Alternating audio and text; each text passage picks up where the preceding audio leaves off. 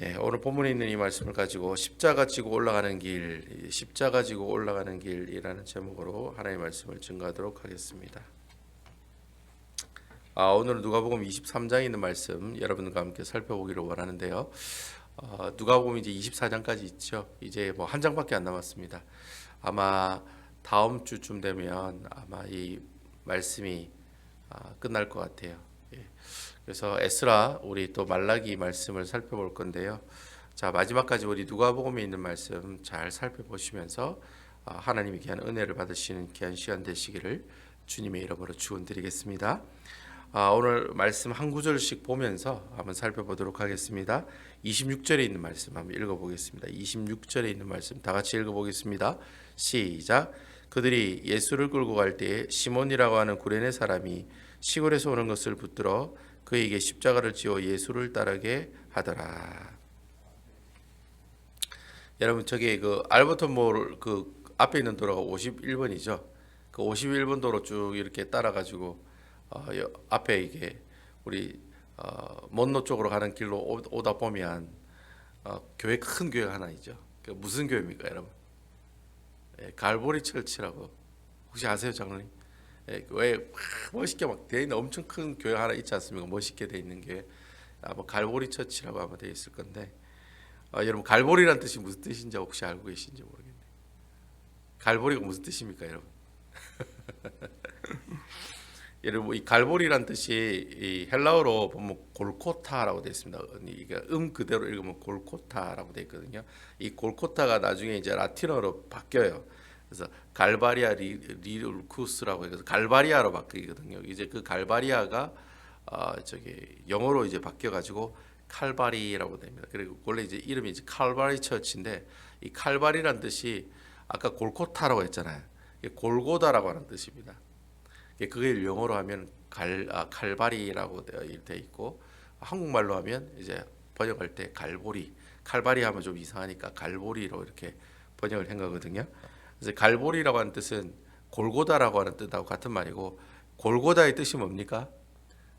여러분 혹시 알고 계세요? 해골이라고 하는 뜻입니다. 해골. 예, 해골.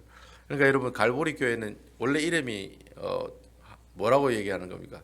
해골교회라는 뜻입니다. 멋있게 보이는 것 같지만 원래 헬라 원문으로 보면 헬라 단어로 보면 해골교회 이렇게 이야기할 수가 있습니다. 그게 이제 갈보리 철치라고 하는 곳인데요. 아무튼 여러분 그 신학자들이 얘기하기로 그 왜 골고다 언덕이 해골 언덕이냐? 나중에 여러분 그 오늘 우리 그 큐티 본문 말씀을 보시면 첫 구절에 해골이라 하는 곳에 이르러 이라이 나오거든요. 33절에 보면 해골이라는 곳. 그래서 이제 이 골코타라고 하는 곳이 이제 해골이라는 곳이라는 뜻인데 왜 그게 해골이 있느냐? 그래서 뭐 어떤 사람들은 그곳에 이제 무덤이 있었기 때문에 이제 사형에 처한 사람들의 무덤이기 때문에 이제 해골들이 막 이래 굴러다닌다는 거예요. 그래서 그곳을 이제 골고다다 그렇게 이야기를 하는 그런 신학자들도 있고 실질적으로 여러분 그 성지순례 가면 사람들이 사진을 많이 찍어와요. 골고다 언덕이 이제 절벽으로 돼 있고 절벽으로 돼 있거든요. 절벽이고 그 위에 이제 예수님께서 죽으신 곳인데 그 절벽을 보시면 제가 오늘 사진을 준비 안 했습니다만 꼭 그 절벽 색깔이 하얗거든요. 근데 꼭 이렇게 사람 해골 눈 구멍 사람 해골 눈 구멍 두 개가 뻥뻥 뚫려 있어요. 그리고 이제 꼭 이렇게 멀리서 보면 해골처럼 보입니다. 그 이제 그 골고다 언덕이. 그래서 그 많은 사람들이 그곳을 골고다 해골이다 그렇게 이야기하는 분들이 있더라고요. 제가 이제 사진을 찾아보니까 진짜 해골처럼 생겼더라고요. 모습이 꼭 해골이 있는 것처럼 생겨서 아마 사람들이 그것을 이제 골고다다 이렇게 이야기를 한다라는 그런 이야기가 있습니다.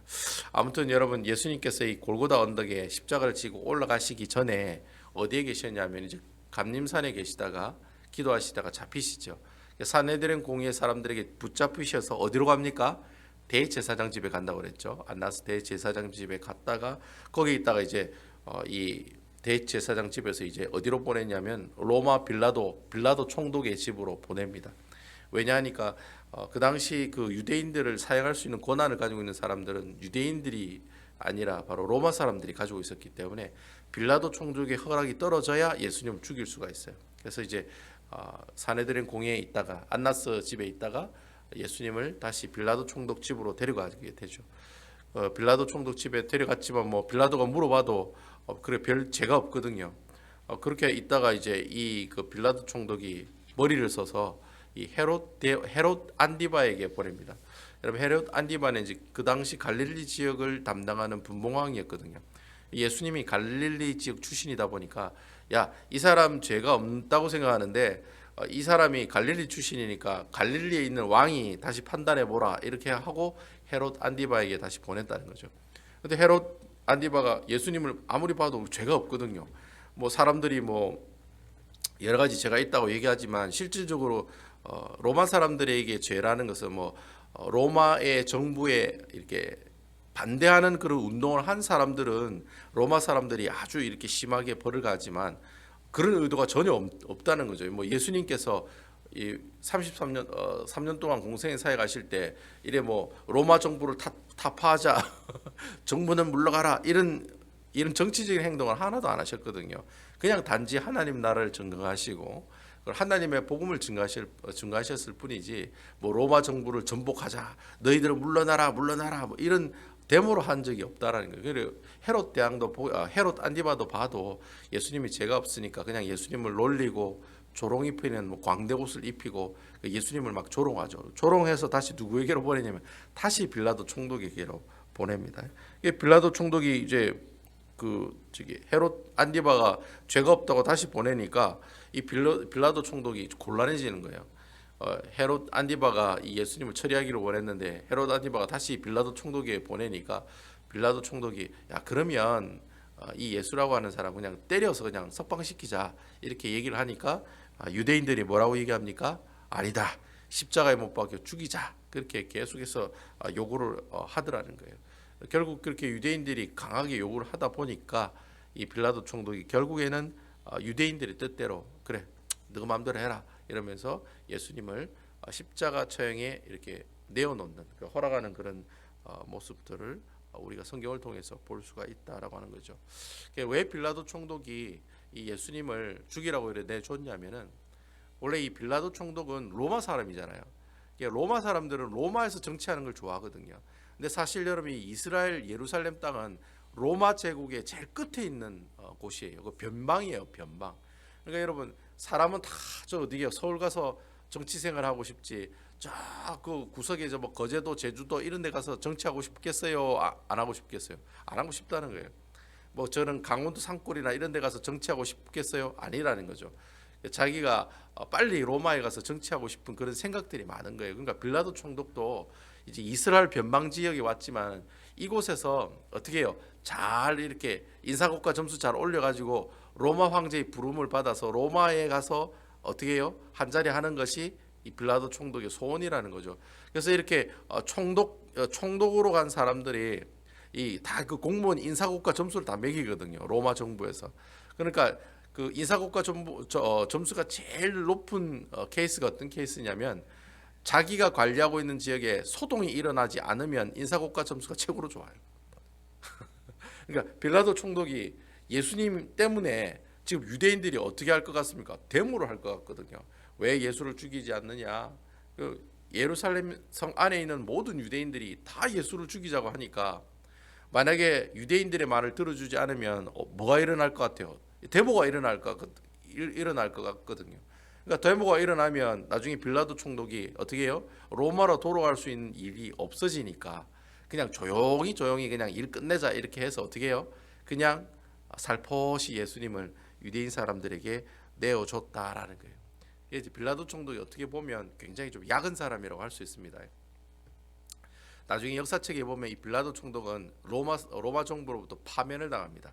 너무 총독을 못 해가지고 유대인들이 이 빌라도 총독을 잘라라 이렇게 막 항소를 해가지고 결국엔 나중에 이제 빌라도 총독이 로마 정부로부터 이렇게 팽당합니다. 잘리게 되는데 어쨌든 뭐 좋게 보내자라는 취지로 예수님을 유대인들에게 죽이라고 이렇게 줬다라고 하는 것이죠. 아마 어쨌든 예수님께서 그런 과정들을 거쳐서 드디어 이제 예수님께서 십자가를 지고 어디로 가세요? 해골이라고 하는 곳, 즉 갈보리 언덕에 올라가신다는 거죠. 그러니까 골고다 언덕에 올라가시는 내용이 오늘 본문의 내용에 나오고 있다라고 하는 겁니다.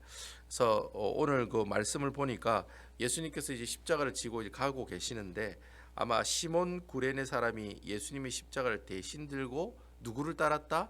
예수님의 뒤를 따랐다. 그렇게 하는 이야기가 오늘 본문의 말씀을 통해서 우리에게 보여주고 있다는 거죠.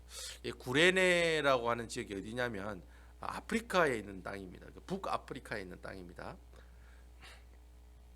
북아프리카에 어떤 나라가 있습니까? 이집트가 있죠. 그 이집트 옆에 보면 이제 구레네라고 하는 지역이 있습니다. 그러니까 이집트가 있고 이집트 옆에 보면 똑같은 이제 아프리카 땅인데 그 구레네라고 하는 지역에 시몬이라고 하는 사람이 예수님 대신에 십자가를 지고 갔다. 그렇게 이야기를 하고 있어요. 원래 그 당시 예루살렘은 예수님께서 성만찬하실 때 그때 무슨 절기라고 그랬습니까? 유월절이라고 제가 말씀드렸죠. 그죠? 그래서 유월절 날 예루살렘에 뭐 요세푸스 말대로 거의 300만 명이나 되는 사람들이 왔다고 하니까 절기를 지키기 위해서 아마 이 북아프리카에 사는 이 구레네 시몬이라고 하는 사람도 유월절을 지키기 위해서 예루살렘에 왔다가 예수님께서 십자가 지고 올라가는 모습 그 모습 가운데 있다가 결국은 어떻게 해요? 이제 뭐 이렇게 잡힌 거죠. 잡혀가지고 야 네가 대신 이거 지고 가 그렇게 얘기하면서 아마 예수님 대신 그 십자가를 지고 예수님은 앞에 가시고 자기는 십자가를 뒤에서 지고 예수님을 따라가는 그런 일이 오늘 본문을 통해서 우리에게 보여주고 있다는 거죠. 예수님 십자가를 지고 예수님 따라가는 내용이 여러분 이전에 어디 내용이 있었습니까? 예? 여러분 기억나는 구절 아세요? 누가복음 9장에 보시면 자기 십자가를 지고 어떻게 해요? 자기를 부인하고 나를 따라오려거든 자기를 부인하고 날마다 제 십자가를 지고 나를 따라오라고 예수님이 이전에 하신 말씀이 있어요. 이 얘기가 어디에 있냐면 누가복음 9장 23절에 보면 있거든요. 누가복음 9장에 보면 예수님께서 어떨 때 이 얘기를 하셨냐면 예수님께서 그 9장에 보면 베드로가 신앙 고백하는 내용이 나옵니다. 주는 그리스도시요 살아계신 하나님의 아들입니다. 이런 얘기하는 내용이 나오거든요. 이렇게 고백하고 난 다음에 그 얘기를 듣고 이제 베드로를 이제 칭찬하시게 되죠. 그러고 난 다음에 예수님께서 뭘 얘기하시냐면 내가 앞으로 대제사장과 서기관들에게 죽임을 당하고 며칠 만에 살아나니라 3일 만에 살아나실 것을 예언하시는 내용을 제자들에게 하는 내용이 나온다라는 것이죠.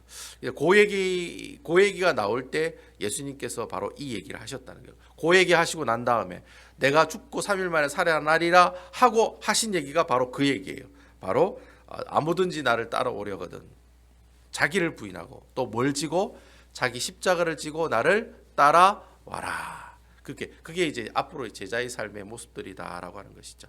그러니까 여러분 우리가 예수님 뒤를 따라간다는 것이 쉬운 일이라는 거예요, 어려운 일이라는 거예요. 어려운 일이라는 거예요. 구레네 시몬이 십자가를 지고 예수님을 따라가는 것처럼 예수 믿는 사람이 예수님이 뒤를 따라가는 일이 쉬운 일이냐 어려운 일이냐 어렵다는 거예요. 그러니까 내가 예수를 믿고 예수님을 따라가는 게 쉬운 게 아니라는 거예요. 여러분 예수를 믿으면 포기할 것도 많고 절제할 것도 많고 하지 않아야 될 것도 많고 가지 않아야 될 것도 많고 그죠? 하지 말아야 될 일도 많고 얼마나 많습니까? 내가 예수 그리스도를 주로 고백하는 그 순간부터 어떻게 해요? 내가 하고 싶은 거 다 포기하고 살아가는 것이 그게 바로 예수 믿는 삶의 모습들이다라고 할 수 있다라고 하는 것이죠. 그래서 우리가 예수를 믿다 보면 그렇게 불평하는 사람도 있습니다. 내가 예수 믿고 복 받아야 되는데 예수 믿고 복 받는 것은커녕 어떻게 해요? 오히려 예수 믿고 손해 보는 게 더 많더라. 그렇게 불평하는 사람이 있을지도 모르겠어요. 여러분 내가 예수 믿고 물론 복을 받겠지만은 내가 예수 믿고 하나도 복을 못 받는다 하더라도 그 사람이 지금 십자가를 지고 누구를 쫓아가고 있는 거예요? 예수님을 쫓아가고 있다라고 하는 것입니다. 여러분 아멘입니까? 여러분 예수님 십자가를 지고 예수님을 쫓아가는 길이 복 받는 길이 아니라는 거예요. 그게 쉽고 편한 길이 아니라는 거예요. 내가 일단 예수 믿고 예수님을 따라가겠습니다. 예수님의 제자의 삶을 같이 살아가겠습니다. 제자로서의 삶을 살아가겠습니다라고 고백하는 그 순간부터 뭐가 와요? 두려움이 오고 고난이 오는 것이 당연하다 당연하지 않다? 당연하다는 거예요.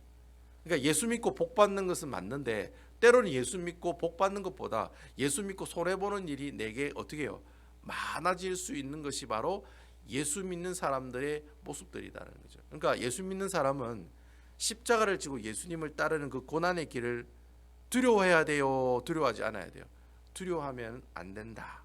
오늘 이 말씀을 통해 우리에게 보여주고 계신다라는 겁니다. 그러니까 예수님의 제자라면은 이 십자가를 지고 예수님을 따라서 골고다 언덕을 올라가는 그 길은 내가 예수 믿는 사람이라면 당연한 길이에요? 당연하지 않은 길이에요? 당연한 길이라는 거예요. 그러니까 내가 예수를 10년 전에 믿고 20년 전에 믿었다면 그 10년 전, 20년 전에는 내가 뭐 하겠다고 결심한 겁니까? 십자가를 지고 골고다 언덕길을 어떻게 해요? 올라가겠습니다라고 고백한 거라는 거예요. 그래서 그 고백하기 때문에 하나님 앞에 세례를 받고 하나님의 백성으로 살아가고 있다는 거예요. 그래서 내가 지금 살아가면서 고난이 오고 아픔이 와요. 또 참으로 두려운 일들이 많이 와요. 그러면 그 두렵고 고통받고 그 아픈 그 모습들, 아이고 내가 예수 믿고 내가 이렇게 어렵게 사는구나 라는 그런 불평보다는 오히려 어떻게 해요? 그래, 내가 예수를 믿었기 때문에 당연히 십자가를 지고 누구를 따라가요? 예수님을 따라가는 사람이다. 내가 골고다 언덕길을 올라가는 사람이다. 내가 그 십자가를 지고 주님과 함께 그 죽음의 길을 걸어가고 있는 그 길이 바로 내가 지금 어떻게 해요? 신앙생활하고 예수 믿는 삶을 살아가는 모습들이다라고 우리가 오늘 이 말씀을 통해서 주님께서 그 길을 우리에게 뭐예요? 보여주고 계신다는 거예요. 그러니까 여러분, 우리가 신앙생활 하다가 좀 교회에 좀 거시기한 일이 있어도 불평해야 돼요? 안 해야 돼요? 이제 불평 안 했으면 좋겠어요. 이제는 안 했으면 좋겠어요. 내가 내가 예수님 생활하다가 내가 예수 믿는 삶을 살아가다가 내게 어려움이 오고 좀 손해가 와도 아유 내가 예수님 믿는 것 때문에 이렇다라는 그런 생각이 아니라 당연하다. 내가 예수 믿는 사람으로서 십자가를 메고 예수님 따라가는 게 쉬운 일이냐? 예? 구레네 시몬이 십자가 지고 예수님 따라가는 게 쉬운 일이겠습니까? 어렵고 힘들고 고통스러운 그 길은 내게 오는 것이 당연하다. 이런 생각들을 여러분들 가지고 있으면 나중에 여러분 그 십자가를 지고 올라가는 그 길 끝에는 뭐가 있어요? 죽음이 있죠. 하지만 그 죽음 이후에 뭐가 있습니까? 다시금 부활의 참 영광을, 부활의 참 역사를 누리는 그런 모습들 가운데 동참해 나간다라는 것입니다. 여러분 아멘입니까? 예, 내가 예수님이 십자가를 지고 골고다 언덕길을 올라가는 그 길이 힘들고 어려워요. 그리고 그곳에서 죽는 그 죽음 또한 내게는 정말 고통스러운 일이에요. 하지만 그 죽음이 있어야지만이 뭐가 있어요? 예수님의 참된 부활의 모습들이 우리 가운데 나타난다라는 것입니다. 그래서 여러분들이 이 구레네 시몬처럼 십자가를 지고 예수님 따라가는 길이 억울할 수도 있어요. 내가 왜 이걸 해야 돼? 내가 왜 이걸 지고 올라가야 돼? 그렇지만 그 길이 있어야지만이 뭐가 있어요? 예수님의 참된 부활의 역사에 동참하는 영광을 누릴 수가 있다는 그런 아름다운 모습들을 누리며 살아가는 여러분 되시기를 주님의 이름으로 축원드리겠습니다. 우리 계속해서 27절에서 30절에 있는 말씀 한번 읽어보겠습니다. 27절에서 30절에 있는 말씀 같이 읽어보겠습니다. 27절에서 30절. 또 백성과 및 그를 위하여 가슴을 치며 슬피 우는 여자의 큰 무리가 따라오는지라. 28절. 예수께서 돌이켜 그들을 향하여 이르시되 예루살렘의 딸들아 나를 위하여 울지 말고 너희와 너희 자녀를 위하여 울라. 29절. 보라 날이 이르면 사람이 말하기를 잉태하지 못하니와 해산하지 못한 배와 먹이지 못한 젖이 복이 있다리라. 30절. 그때 사람이 산들을 대하여 우리 위에 무너지리라 하며 작은 산들을 대하여 우리를 덮으라 하리라. 자, 이제 예수님께서 이제 십자가를 지고 가실 때 오늘 말씀에 보니까 수많은 사람들이 애통하며 탄식하며 누구를 따랐다? 예수님을 따랐다라는 그런 내용들이 나오고 있습니다. 예수님이 십자가를 지고 가실 때 수많은 여인들이 애통하고 탄식하며 예수님을 따랐다고 하는 얘기는 사복음서에는 나오지 않고 오직 누가복음에 있는 말씀에만 나오고 있어요. 왜 누가가 이 말씀을 기록했냐면 이 누가가 강조하고 싶은 내용이 있었기 때문에 눈물을 흘리면서 예수님을 따르는 여인의 모습들을 우리에게 이야기하고 있다라고 하는 것이죠. 여러분 28절에 보면은 제가 얼마 전 설교할 때 가르쳐준 단어가 하나 있습니다. 28절 보시면 예수께서 뭐하며 28절에 예수께서 뭐하며라고 되어 있습니까? 28절에 예수님께서 돌이켜라고 하는 단어가 나오죠. 여러분 돌이켜 할 때 여러분 제가 이 돌이켜 어떤 때 이 돌이켜라는 단어 쓴다고 했습니까? 예수님께서 어떻게 해요? 꾸짖으실 때, 꾸중하실 때, 그리고 타이를 때 항상 이 돌이켜라고 하는 단어 쓴다고 제가 말씀드린 적이 있는데 기억하시죠? 자, 그럼 오늘 보니까 또 돌이켜라는 단어가 나오네요. 그죠? 그리고 또 이 돌이켜라고 하는 단어가 나오는데 결국 여러분 예수님께서 십자가를 지고 가시는데 그 눈물을 흘리면서 따르는 여인들에게 돌이켜 이제 이야기하셨다 했으니까 여러분 이 분위기가 여러분 야 그 이렇게 예수님께서 아이고 야 울지 마라 나는 괜찮다 이런 분위기예요? 아니면은 뭔가 뭐 이렇게 그 여인들에게 이렇게 뭐 경고성 발언을 하고 꾸짖으려고 하는 그런 분위기일까요? 그 둘 중에 어떤 분위기일까요? 이 돌이켜라고 하는 단어 썼으니까 어떤 분위기일까요? 예수님께서 비록 십자가를 지고 올라가고 있는 그런 가운데 있지만 그 울고 따라오는 그 예수님이 그 여인들에게 뭐라고 얘기하겠습니까? 뭔가 이렇게 꾸짖고 있는 그런 분위기라는 거예요. 이렇게 야 너 그렇게 하지 말고 이렇게 해 이런 분위기로 지금 예수님께서 이야기하고 있다라고 하는 겁니다. 그러니까 여러분 이 본문의 내용을 잘 보셔야 돼요. 이 분위기가 예수님께서 십자가를 진짜 메고 올라가면서 그 눈물로 따라오는 그 여인들에게 아이고 아니야 나는 괜찮아 너희들 몸이나 좀 잘 간수해 이런 분위기인지 아니면 예수님이 십자가를 메고 올라가시면서 야 나를 위해 울지 말라니까 네 자녀를 위해 이래 너 좀 있으면 망해 아이고 그러니까 빨리 어떻게 해요? 빨리 뭐 어떻게 뭐 회개해 뭐 이런 분위기의 이야기일까요? 오늘 말씀을 보면 우리가 그런 분위기를 어떻게 해요? 우리가 캐치해 나갈 수 있다는 거예요. 그렇게 우리 다 같이 한번 보겠습니다. 29절에 보시면 29절에는 뭐라고 되어 있습니까? 보라라고 하는 단어가 헬라어로 이두라고 하는 단어인데 옛날에 제가 이두라고 하는 단어 쓰면은 보라하고 그 뒤에 있는 단어를 어떻게 해요? 뭐 할 때 이두라고 하는 단어를 많이 쓴다고 했습니까? 뒤에 나오는 내용을 뭐 할 때? 강조할 때 뒤에 있는 내용을 강조하기 위해서 앞에 이두 보라라고 하는 단어를 쓴다고 했습니다. 예수님 도대체 뒤에 있는 어떤 내용을 강조하려고 보라라고 하는 단어가 쓸 수 있는가? 자, 우리 29절 한번 봅시다. 보라 날이 이르면 여기 보시면 여러분 날이 이르면 할 때 이 날이란 말이 어떤 날이냐면 실질적으로 예루살렘이 AD 70년에 로마 장군이 나중에 그 사람이 황제가 되거든요. 티티우스라고 하는 장군이 예루살렘 성을 포위해서 완전히 예루살렘을 멸망시킨 날입니다. 그 날이 바로 AD 70년에 있었던 그 날을 바로 날이 이르면 바로 그때가 되면이라는 뜻을 지금 예수님께서 얘기하고 계신다는 거예요. AD 69년에 예루살렘에 유대인들이 쿠데타를 일으켰어요. 데모를 일으켰습니다. 그래서 유대인들이 예루살렘 성 안을 지키고 있는 로마 사람들 다 죽였어요. 이거 로마 사람들이 좋아하는 일이에요? 싫어하는 일이에요? 제일 싫어하는 일이죠. 그래서 이 예루살렘인 유대인들이 로마 사람들을 다 죽이고 로마 사람들을 다 쫓아내고 이 예루살렘 성을 어떻게 해요? 하나님의 나라로 깨끗하게 회복하는 일들이 있었어요. 그러니까 예루살렘 성전에 있는 모든 우상을 다 없애버리고 깨끗하게 예루살렘 성전을 정리하고 청결케 하는 그런 사건이 일어납니다. 이 사건을 로마 사람들이 알게 돼요. 나중에. 그래서 이 본토에 있는 로마 사람들이 어떻게 해요? 이 티티우스라고 하는 장군이 수많은 로마 군대를 이끌고 어떻게 해요? 이제 쿠데타가 일어났으니까 자기들이 점령한 지역에 쿠데타가 일어났으니까 그거 평정하러 가요 안 가요? 이 평정하러 간 거예요. 가는데 이제 어떻게 해요? 예루살렘 성을 어떻게 합니까, 여러분? 예루살렘에 이 로마 사람들이 4월 달에 도착하거든요. 4월 달에 도착해 가지고 한 일이 뭐냐니까 그냥 예루살렘에 삥 둘러싸요. 삥 둘러싸 가지고 어떻게 해요? 가만히 있는 거예요. 그럼 그 예루살렘 성 안에 있는 사람은 어떻게 합니까? 다 굶어서 죽는 거죠. 그래서 옛날에 그 고대 그 전쟁을 하는 사람 그 전쟁하는 방법 중에 하나가 그거잖아요. 예루살렘 성을 삥 둘러싸 가지고 1년이고 2년이고 깨끗이 가만히 둬요. 그럼 결국 그 안에 어떻게 해요? 사람들이 결국 백기 들고 투항한다는 거예요. 싸울 필요도 없이. 그래서 지금 로마 사람들이 예루살렘 성을 쭉 둘러싸고 4월 달에 둘러싸 가지고 결국 8월 달까지 거의 뭐 한 6개월 정도 9월 달까지 6개월 정도 둘러싸거든요. 그 둘러싸 가지고 다 어떻게 해요? 결국에는 그 예루살렘 성 안에 있는 사람들을 굶어 죽이는 그런 작전을 폈다라는 거죠.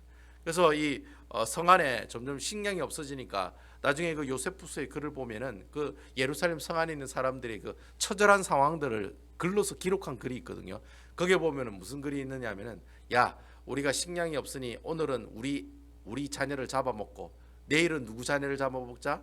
내일은 너그 자녀를 잡아먹자. 그러니까 실질적으로 자기 자녀들 있잖아요. 그걸 잡아서 먹어요, 사람들이. 예루살렘이 성 안에 있는 사람들이 먹을 게 없으니까 결국엔 자기 자녀를 죽여가지고 어떻게 삶아가지고 먹는 거예요. 그런 어떤 처참한 일들이 예루살렘 성 안에 어떻게 해요? 일어났다는 거예요. 그래서 이제 예수님이 그 사실을 아시니까 어떻게 해요? 그 눈물을 흘리면서 따라오는 그 여인들에게 뭐라고 이야기합니까? 야, 나를 위해서 울지 마라. 차라리 어떻게 해라? 앞으로 너희 자녀들을 위해서 울어라는 거예요. 그러면서 뭐라고 얘기하느냐면, 차라리 어떻게 해요? 지금 자식이 없는 사람이 훨씬 더 낫다는 거예요. 오늘 그 얘기가 그 얘기예요. 보시면 잉태하지 못하는, 또 이와 해산하지 못한 배와 먹이지 못한 젖이 어떠하다? 복이 있도다. 여러분, 그 예루살렘 그 유대인들은 여자들이 아기를 갖지 못하는 것이 하나님이 주신 최고의 벌이라고 생각하거든요. 그래서 여러분 성경에도 보면 애 못 낳는 여자들이 구박받고 핍박받고 그러잖아요. 한나도 그렇고. 그 유대인이 여자들이 아기를 못 낳는다는 것은 하나님의 저주라고 생각했거든요. 근데 여러분, 그 저주받을 일들이 뭐라고 얘기하고 있습니까? 복되다라고 얘기하고 있는 게. 그러니까 나중에 예루살렘 성 안에 부모들이 아이들을 삶아먹고 아이들을 죽여서 잡아먹고 하는 일들이 일어나니까 차라리 지금 아이를 갖지 않는 사람들이 더 어떠하다? 복 있다고 지금 얘기하고 있다라는 거예요. 그러니까 예수님께서 앞으로 예루살렘에 이런 처참한 일들이 일어날 것이라는 것을 아시고 그 눈물을 흘리면서 자기를 위해 눈물을 흘리는 그 사람들 향해서 뭐라고 얘기하냐면, 나를 위해 울지 마라. 네 자녀를 위해서 울어라. 그런 식으로 지금 예수님께서 어떻게 해요? 그 뒤따르는 사람들에게 이야기를 하고 있다라고. 심지어 30절에는 뭐라고 얘기하고 있습니까? 차라리 옆에 있는 산들이 무너져 가지고 나를 어떻게 해라? 죽여달라는 거예요. 산이, 옆에 있는 산이 갑자기 무너져 가지고 내가 그 산에 깔려서 죽는 게 낫다는 거예요. 그러니까 예루살렘 성을 로마 사람들이 쌓기 전에, 이렇게 삥 둘러싸기 전에 내가 차라리 뭐 하는 게 낫다? 차라리 죽는 게 낫다는 거예요. 나중에 이렇게 처참하게 죽는 것보다는. 나중에 결국에는 이 예루살렘의 성 안에 있는 사람들이 어떻게 됩니까? 이 로마 사람들에게도 모두 다 죽임을 당합니다. 싹 다 죽습니다. 예루살렘 성 안에 있는 사람들 다 죽이고, 그리고 또 뭐도 무너집니까? 예루살렘 성전도 다 무너지고, 예루살렘 성벽도 다 무너지고, 돌 위에 돌 하나 남지 않고 완전 예루살렘을 사람이 살지 못하는 곳으로 만들어 버립니다. 사람이 살지 않는 곳으로. 그 예루살렘에 그 로마 사람들이 와가지고 그런 식으로 만들어 버렸다는 거예요. 이러한 사실들을 예수님께서 미리 아시고 앞으로 어떻게 해요? 나를 위해 울지 말고 너희 자녀들을 위해서 울어라. 그게 죽임당할 너희 자녀들을 위해서 울라고 뭐하고 있는 겁니까? 경고하고 있는 거예요. 워닝 주고 계시는 거예요. 야, 나를 위해 울지 마. 돌이켜서 네 자녀를 위해서 울어. 너희 죄 때문에 하나님께서 그런 심판을 주시니까 어떻게 해요? 너희 자녀를 위해서 기도하라고. 너희들이 가지고 있는 그 죄를 하나님 앞에 어떻게 하라고? 회개하라고. 지금 예수님께서 그 따라오는 그 여인들에게 경고하시고 엄중히 꾸짖고 계시는 장면이 바로 오늘 본문에 나오는 내용이다라고 하는 겁니다. 그래서 31절에 보시면 푸른 나무에도 이와 같거든 마른 나무에는 어떻게 되리오 하시니라. 여러분 31절에 푸른 나무와 마른 나무 이 이야기가 무슨 내용이냐면 속담이거든요. 속담. 이게 무슨 말이냐면 이 푸른 나무가 예수님이에요. 마른 나무는 누구예요? 예루살렘에 있는 사람들이에요. 그러니까 푸른 나무 같은 나도 일의 고통을 받는데, 십자가의 고통을 받는데, 마른 나무 같은 너는 얼마나 큰 고통을 받겠니? 하나님의 무슨 심판이? 불심판이 너희로 하여금. 마른 나무가 잘 타요? 젖은 나무가 잘 타요? 마른 나무가 잘 타죠. 그러니까 예수님께서 그렇게 얘기하는 게, 야, 젖은 나무 같은 나도 이렇게 지금 타고 있는데 마른 나무 같은 너희들은 얼마나 잘 타겠냐. 그러니까 앞으로 너희가 받을 그 고통과 고난이 크다 적다? 크다는 것을 이 속담을 통해서 우리에게 이야기하고 있다라고 하는. 결국 오늘 이 말씀을 통해서 우리에게 주시고자 하는 말씀이 그거예요. 하나님께서 죄에 대해서는 분명히 어떻게 하시겠다는 겁니까? 내가 너희 죄를 어떻게 하겠다? 심판하시겠다는 거예요. 여러분 아멘이십니까? 오늘 본문에 있는 이 여인들이 따라가는 이 모습들에게 예수님께서 뒤를 돌이켜, 야, 나를 위해서 울지 말고 너희 자녀를 위해서 울라라는 이 말은 무슨 말이냐면 지금 예수님을 죽이는 사람들은 유대인들이잖아요. 그 유대인들이 하나님의 아들을 죽이는 죄를 지금 범하고 있잖아요.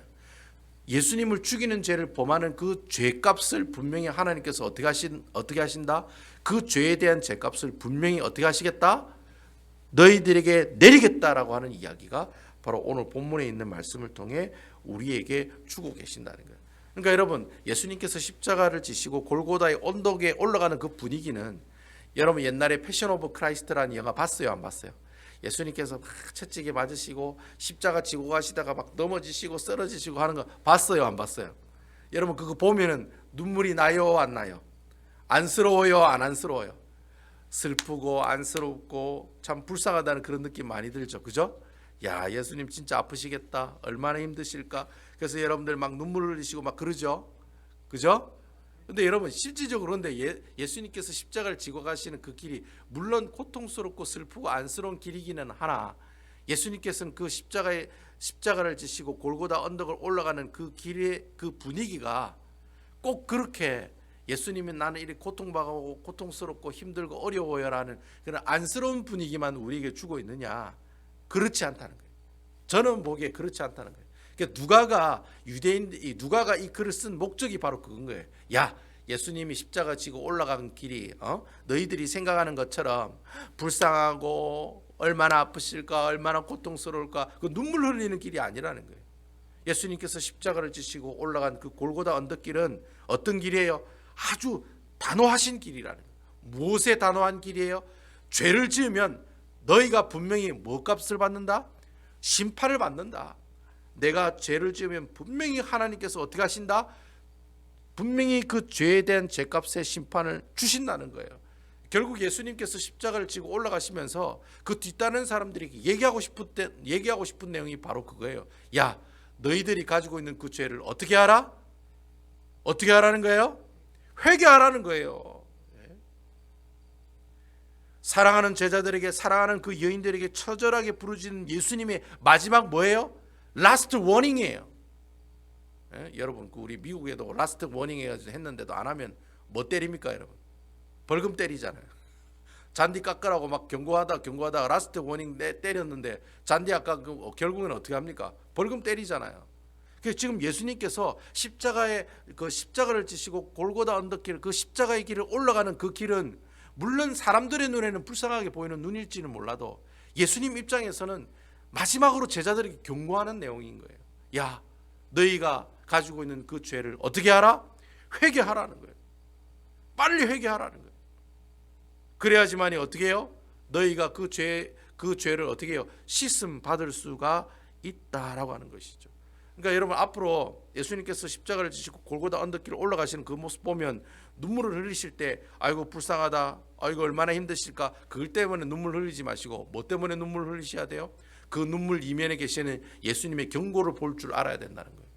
너희가 나를 이렇게 하나님의 아들로서 죽음의 길로 걸어가게 한 그 죄값은 너희들이 꼭 어떻게 받는다?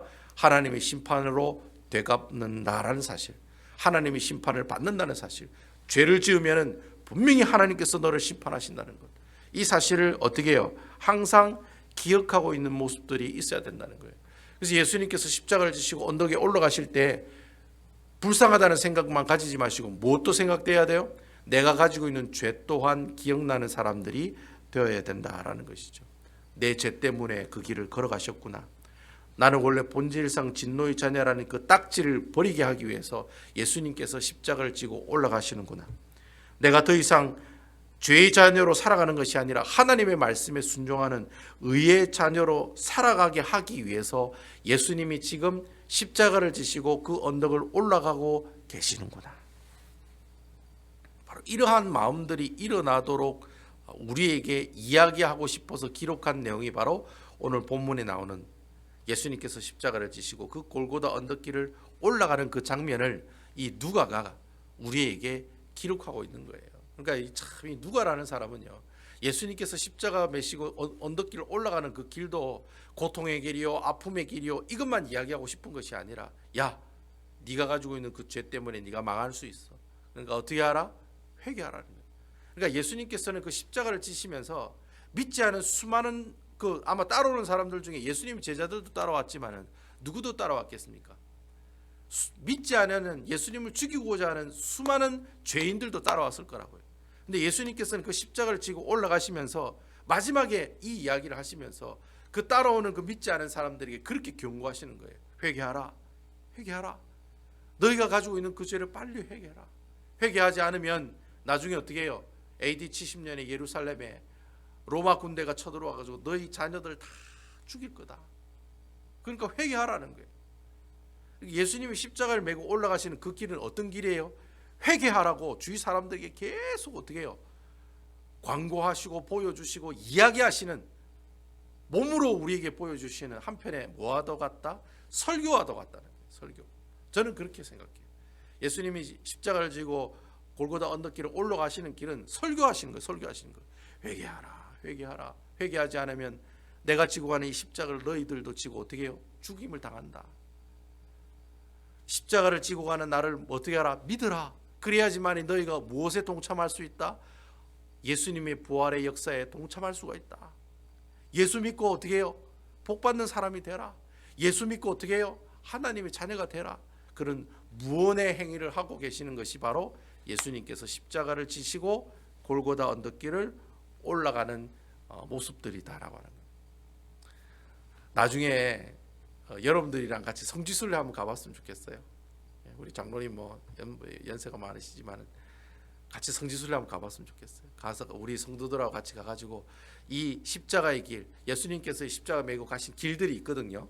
거기에 보시면 예수님이 막 쓰러진 자리도 표시해 놓고 그 길을 걸어가면서 많은 사람들은 그 길을 걸어갈 때 경건하고 조용하고 참으로 가슴 아파하는 그런 모습으로 그 길을 걸어가는데, 나중에 저랑 여러분들 그 길을 걸어가실 때는 어떤 마음으로 걸어가요? 어떤 마음으로 걸어가요? 기쁨의 마음으로. 나는 예수 믿고 주님의 부활의 역사에 동참하는 주의 종들이 되었다는 그 감사의 기쁨을 가지고 정말 기쁜 마음으로. 사람들은 막 십자가를 지고 막 실제적으로 십자가를 지고 올라가는 사람들도 있거든요. 그게 십자가 다 준비가 돼 있다 하더라고요. 그래가지고 십자가를 지고 올라간다는데, 그 십자가를 지고 올라가면서도 내 마음 속에는 기쁨이 일어나는 거예요. 예수님께서 십자가를 지고 하시면서 빨리 회개하고 예수 믿는 사람이 되어라, 영접하는 사람이 되어라, 회개하고 주의 백성이 되어라라는 그런 무언의 그런 설교를 하시면서 올라가셨는데, 나는 어떻게 해요? 이제 예수를 믿고 주님의 백성이 된 것에 대해서 그 기쁨을 가지고 어떻게 해요? 그 예수님이 걸어가신 그 십자가의 길을 기쁜 마음으로 하나님께 영광과 감사를 돌리면서 어떻게 해요? 올라가는 그런 놀라운 역사들을 경험할 수가 있다는 거죠. 이런 일들이 여러분들과 저에게 있는 모습들이 있으시기를 주님의 이름으로 축원드리겠습니다. 예, 그날이 올까 이래도 어쨌든 여러분들이랑 같이 그날이 왔으면 좋겠어요. 한번 같이 가서 예수님께서 올라가신 그 길도 한번 올라가 보고, 또 예루살렘 그 성벽 마지막 남은 통곡의 벽도 보고, 골고다 언덕도 한번 올라가 보고, 예수님께서 기도하시는 감림산 그 옆에도 한번 가보고, 그런 모습들을 통해서 야, 정말 주님이 내게 주신 구원의 은혜가 정말 크고 정말 아름답구나 라는 그런 고백들이 여러분과 저희 입을 통해서 나오는 그런 귀한 모습이 있으시기를 주님의 이름으로 축원드리겠습니다.